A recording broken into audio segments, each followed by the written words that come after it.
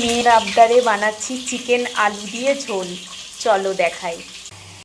ততক্ষণ আলুটা ভাজা হোক, আমি কি রান্নার প্রস্তুতি করলাম চলো তোমাদের দেখাই। চিকেনটা সুন্দর করে ধুয়ে নিয়েছি।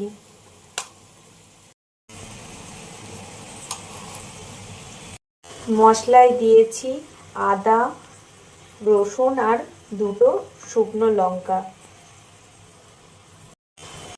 দেখো প্রায় আলুটা ভাজা হয়ে গেছে, এবার নামিয়ে নেব। পেঁয়াজটা আমার ফ্রিজে কাটাই ছিল, তাই পেঁয়াজটা আমাকে কাটতে হয়নি। ফোড়নে দেব এলাচ, দারচিনি আর এটা আমলকির চূড়। এবার পেঁয়াজগুলো ঢেলে দেব।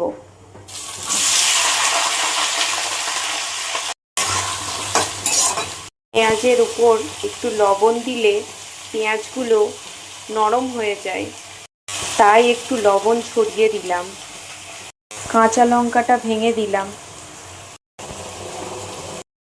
দেখো আমার পেঁয়াজটা লাল লাল ভাজা হয়ে গেছে, এবার আমি মশলা দিয়ে দেব।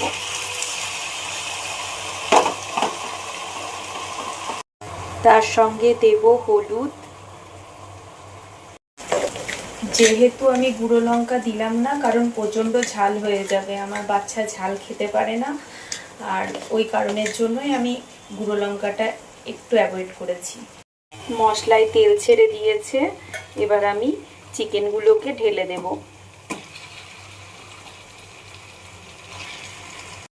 মশলাটা মাখিয়ে নিয়ে একটু লবণ দিয়ে দেব। লবণ ছড়িয়ে দিলে চিকেনের গায়ে জল ছেড়ে দেবে, এই জলেই চিকেনটা সিদ্ধ হয়ে যাবে। এবার আমি ঢাকনার সাহায্যে ঢাকা দিয়ে দেব।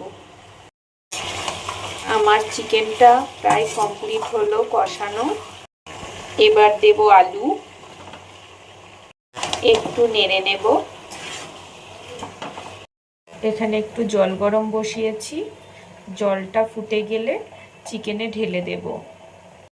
জলটা গরম হয়ে গেছে, এবার চিকেনে ঢেলে দিলাম। আলু সিদ্ধ হয়ে গেলে নামিয়ে নেব। এখন একটু ঢাকা দিয়ে রাখবো। এর মধ্যে চাইলে আমি ধনেপাতা দিতে পারতাম। তোমরা কে কি মশলা দাও আমাকে অবশ্যই কমেন্টে জানিও। আমি চেষ্টা করব নেক্সট টাইম তোমাদের মতো রান্না করার। আর আমি যেভাবে রান্না করলাম একবার ট্রাই করো। নামাবার সময় একটু গরম মশলা ছড়িয়ে দিলাম। কিছুক্ষণ ঢাকা দিয়ে রেখে দেব, তাহলে আলুটা সিদ্ধ হয়ে যাবে।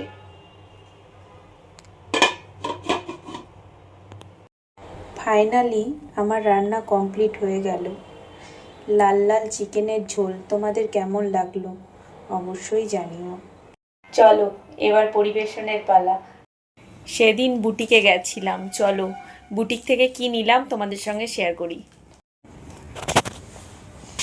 এটা দিয়েছে আমাকে একটা কিউট ব্যাগ, তার ভিতরে আছে, এটা ছিল একটা কর্ড সেট, তোমাদের দেখাই, ব্ল্যাক অ্যান্ড হোয়াইটের কালার কম্বিনেশন।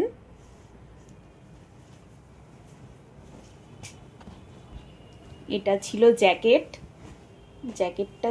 জ্যাকেটটা একটু ভালো করে দেখাই। এটা পিছন পোর্শনটা,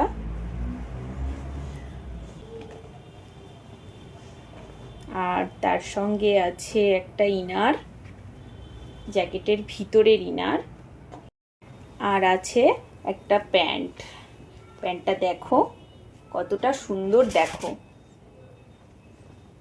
তা তোমাদের কেমন লাগলো আমার এই কর্ড সেটটা জানাবে। চলো তোমাদের পরে দেখাই আমাকে কেমন লাগছে।